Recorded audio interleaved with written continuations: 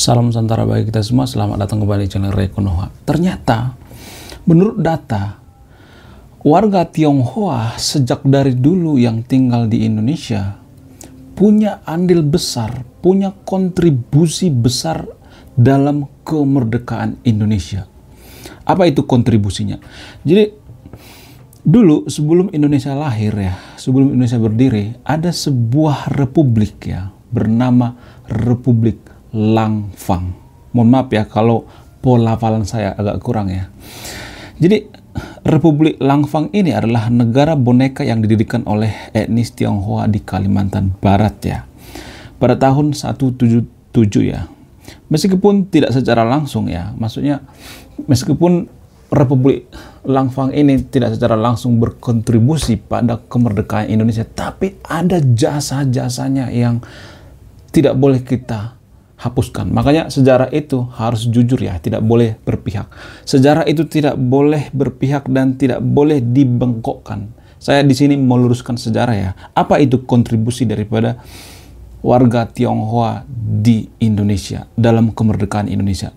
Kontribusi yang pertama misalnya, perlawanan terhadap kolonial Belanda. Republik Langfang melawan kolonial Belanda pada abad 18 dan memperlemah kendali Belanda di Kalimantan. Ini berdasarkan data ya. Data selalu saya tampilkan ya, karena ini kan sejarah.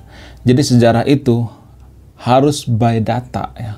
Riset, referensi. Jadi saya tidak asal mengatakan seperti ini. Saya di sini hanya meluruskan sejarah. Jadi jangan kita menganggap bahwa warga Tionghoa itu adalah kelas 2. Bahkan kalau boleh jujur ya, menurut saya warga Tionghoa yang ada di Indonesia itu lebih berkontribusi daripada imigran Yaman ya.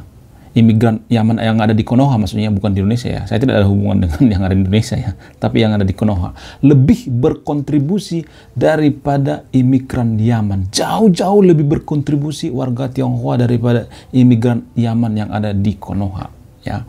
Bahkan konon katanya imigran Yaman ini justru berkontribusi terhadap Belanda gitu, bukan berkontribusi terhadap Indonesia.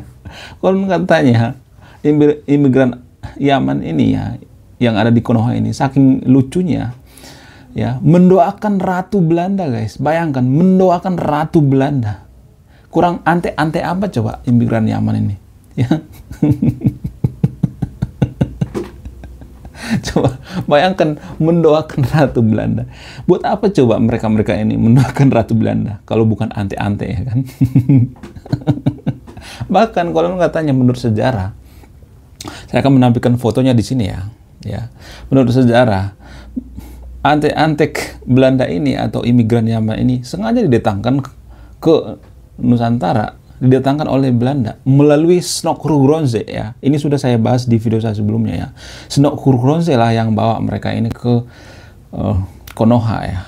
Dan Snok Hurgronje mengusulkan ke Ratu Belanda untuk mendatangkan ya imigran-imigran Yaman ini ya. Selain itu, apa kontribusi selanjutnya misalnya pemberian bantuan logistik ya. Ini kontribusi warga Tionghoa yang ada di Indonesia ya, memberikan bantuan logistik ya. Republik Langfang memberikan bantuan logistik dan senjata kepada pejuang kemerdekaan Indonesia. Wow, luar biasa ya. Lalu kenapa kita menyebut warga Tionghoa yang ada di Indonesia itu ya, seakan-akan kita menganggap mereka itu warga kelas 2, padahal mereka punya kontribusi yang sangat besar loh dalam kemerdekaan Indonesia. Ini menurut data ya. Jadi kalau misalnya Anda komplain ke saya gitu ya, misalnya nggak setuju apa yang saya katakan, komplainlah saya sama yang bikin datanya gitu. Lagian ngapain sih komplain ya kan? Ini kok kita itu tidak menerima kritikan ya, nggak menerima fakta sejarah. Di sini saya harus menyuruskan sejarah ya. Sejarah itu harus jujur, nggak boleh bohong, nggak boleh bengkok, nggak boleh berpihak gitu, nggak boleh dikaburkan untuk kepentingan tertentu, nggak boleh ya.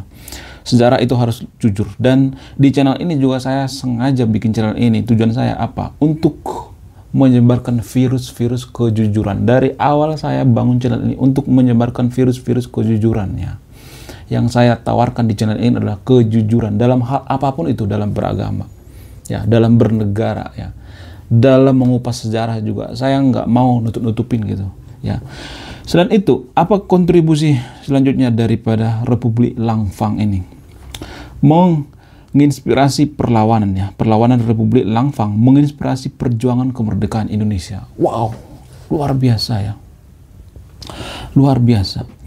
Selain itu, membuka jalur perdagangan Republik Langfang, ya, membuka jalur perdagangan yang membantu perjuangan kemerdekaan memperoleh sumber daya. Wow, luar biasa.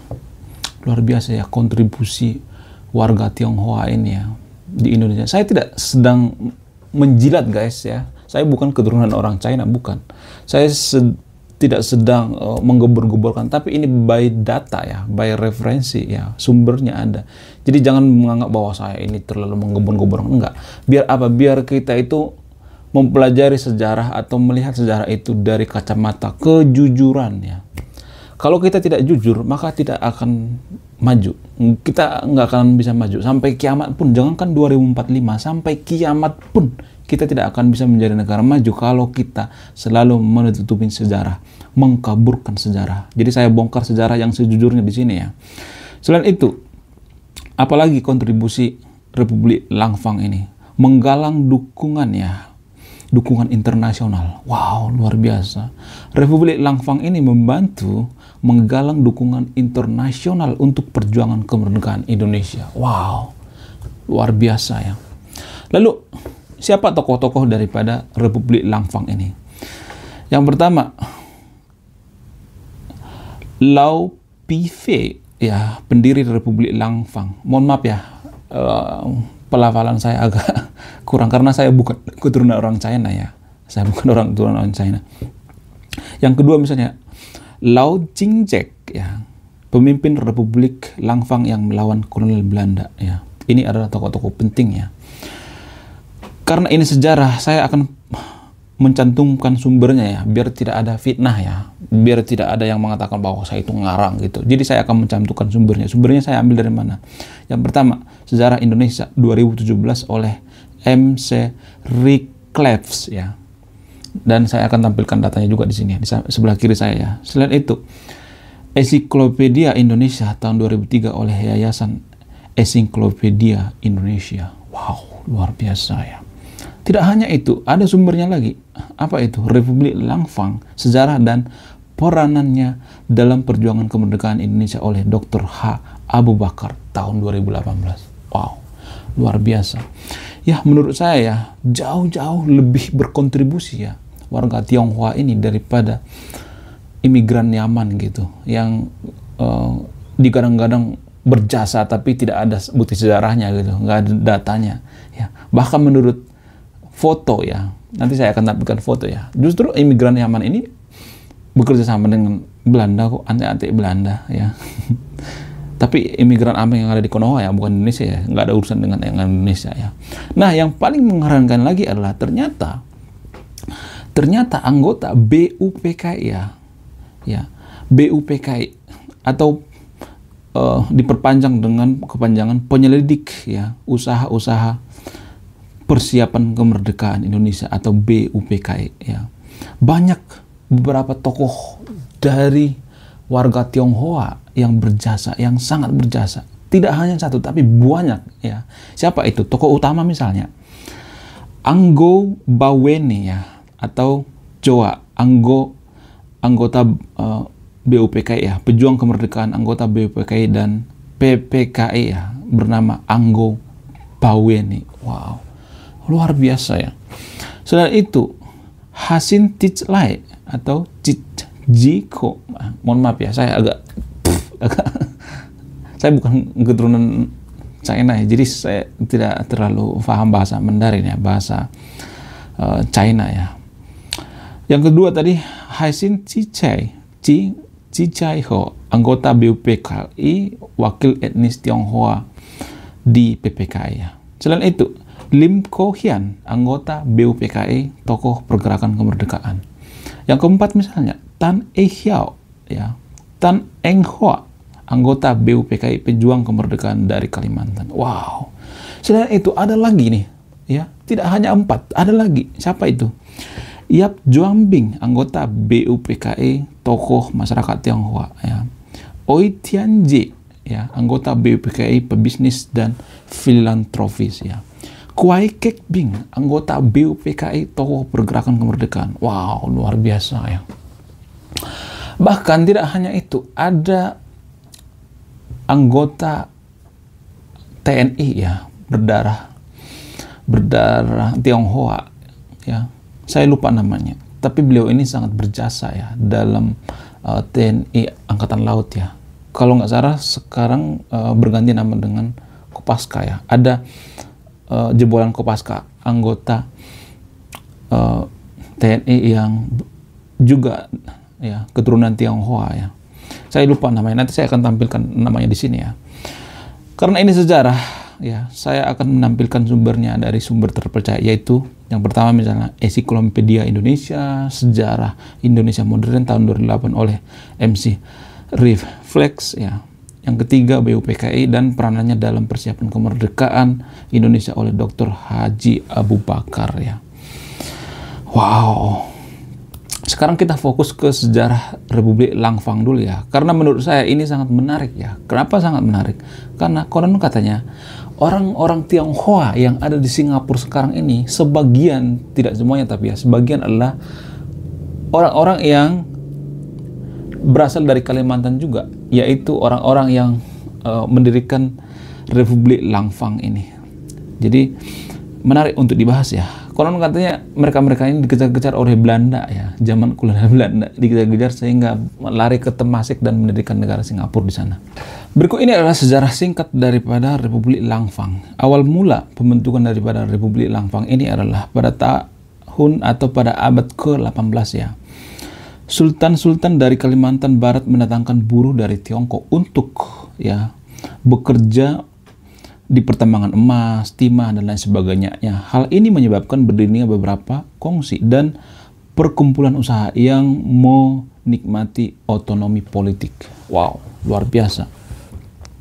Lalu perkembangan Republik Langfang ini pada tahun 1770, ya, terdapat sekitar 10 kongsi di wilayah Kesultanan Sambas, ya, dengan 2 kongsi terbesar, yaitu kongsi Caikong dan kongsi Langfong.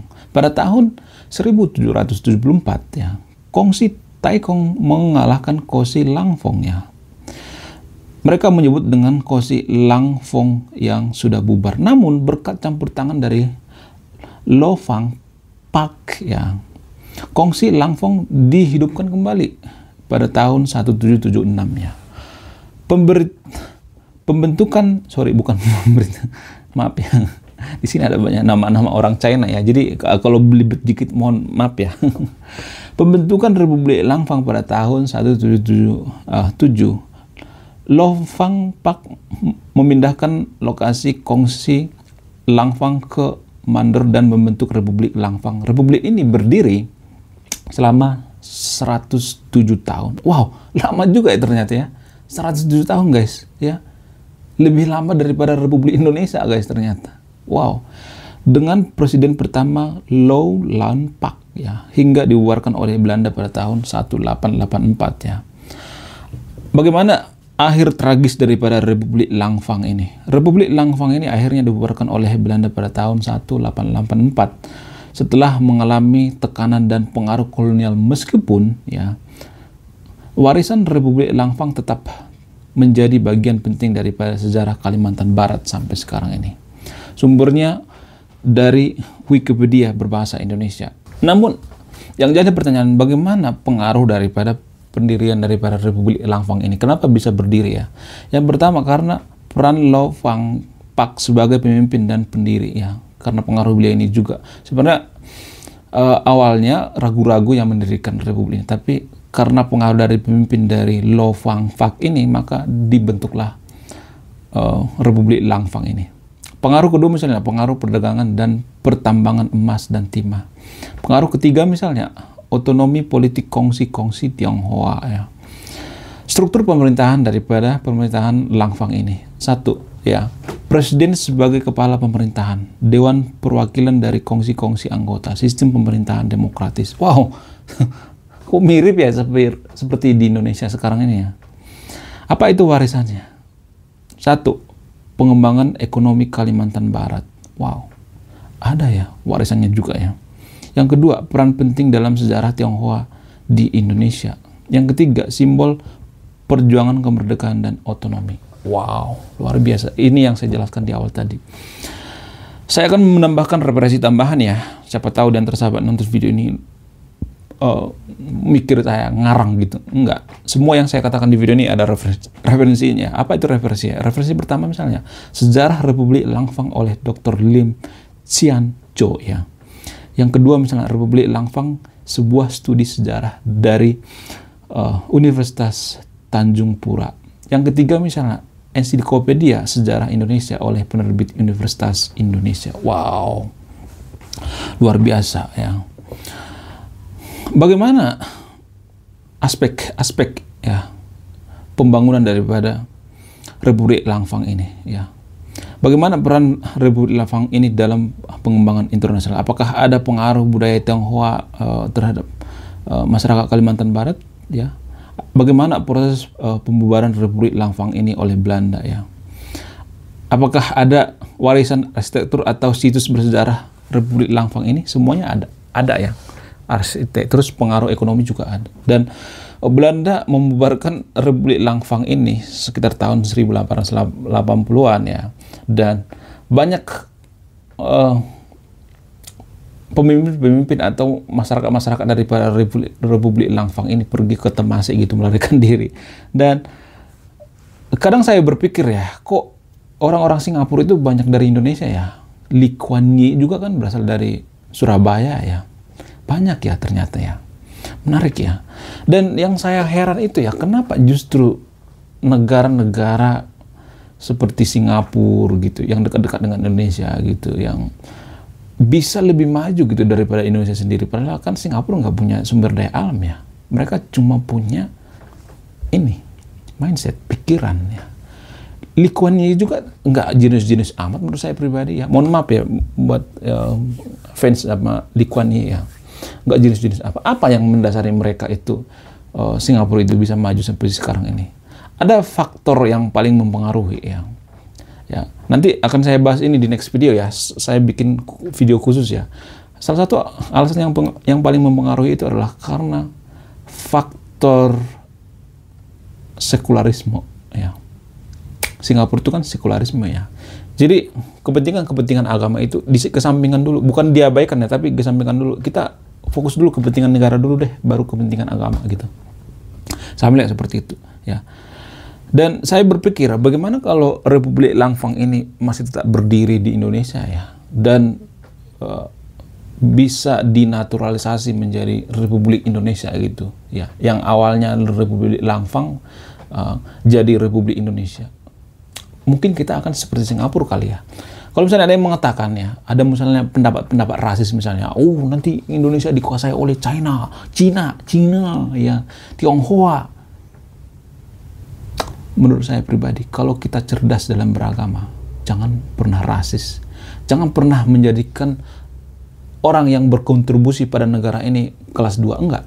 Kalau imigran Yaman juga berkontribusi terhadap negara ini, ya punya kontribusi dalam kemerdekaan, kita tetap hargai kok. Ya, kita nggak rasis. Kita tetap hargai.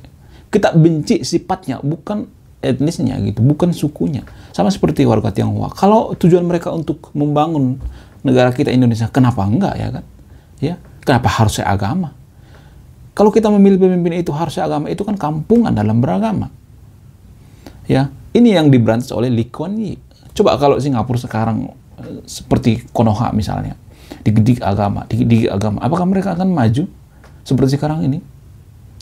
Coba, mari kita renungkan dulu di dalam hati kita masing-masing dengan pikiran yang tenang maksudnya. Jadi jangan kita agama, memilih pemimpin agama. Kalau misalnya warga Tionghoa berkontribusi pada negara kita, lahir di Indonesia, sudah turun-temurun di Indonesia, sudah ada 5 keturunan atau 3 keturunan misalnya, jadi pemimpin di negara kita, kenapa enggak?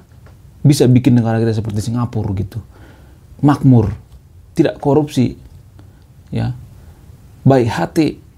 Kenapa enggak? Kenapa kita memilih pemimpin itu harus seagama gitu? Kenapa? Kalau kita memimpin harus seagama itu, emang kita bisa makan dari agama itu? Kalau misalnya seagama dengan kita, emang dia udah jaminan amanah gitu? Banyak kok. Saya melihat di negara-negara di dunia ini, satu agama, nggak ada aliran yang lain, tapi ribut kok, konflik di mana-mana. Seperti di Timur Tengah. Apa kalian mau seperti itu?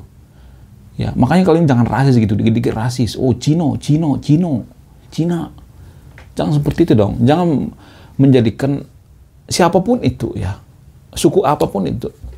Kalau kita mau maju, ya harus terima konsekuensi seperti ini. Ya. Jadi ini pesan moral yang saya sampaikan di video ini. Supaya kita tidak rasis dalam memilih pemimpin. Jangan rasis terhadap sejarah. Harus jujur gitu. Jadi kalau kita selamanya berpikir terhadap pemimpin itu harus agama dan sebagainya, sampai kiamat pun kita tidak akan bisa maju. Enggak sampai kiamat. Kalau mau kita maju ada ada konsekuensi yang harus diambil.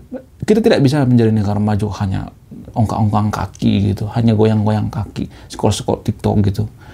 Nggak bisa. Ada harga yang harus dibayar. Ini harus dibayar. Ini harga yang harus dibayar. Ya, kalau kita mau maju itu, memilih pemimpin itu jangan melihat seagama gitu, sesuku gitu. Jangan kampungan dalam memilih pemimpin gitu. Ini kan kampungan namanya. Apakah Anda mau menerima? Apakah Anda mau membayar hal-hal seperti ini? Apakah Anda mau membayar harganya? Ini kan harga yang harus dibayar. Jadi kalau harga yang harus dibayar tidak bisa seperti yang saya katakan ini, kita masih rasis dalam memilih pemimpin. Ya, kita masih membelokkan sejarah, kita tidak jujur dengan sejarah kita. Maka sampai kiamat pun kita tidak akan bisa menjadi negara maju. Ya, potong kuping saya. Sampai kiamat pun nggak akan bisa. Jadi berhenti mengatakan bahwa Indonesia 2045 itu Indonesia emas. Pret, tai kucing. Kalau kita tidak bisa membayar harga yang harus dibayar. Ya, ada kualitas, ada harga. Kalau kita tidak bisa terbuka pemikiran kita, ya kubur dalam-dalam itu. Mimpi Indonesia jadi 2045. Potong kuping saya. 2045 kita itu akan tetap jongos ya. Kita akan tetap jongos. Kita akan menyembah leluhur orang lain gitu. Ya, segitu baiknya orang Tionghoa coba. Tapi kita mengkaburkan sejarahnya ya. Dengan kepentingan-kepentingan politik dan sebagainya, tai kucing ya. Oke, sebelum saya marah-marah, takut saya nanti marah-marah yang nggak jelas gitu, nggak kekontrol. Saya akan mengakhiri video ini ya. Semua saya katakan video ini ada referensinya. Silakan cek referensi yang saya cantumkan. Saya Ray Konoha, salam rasional.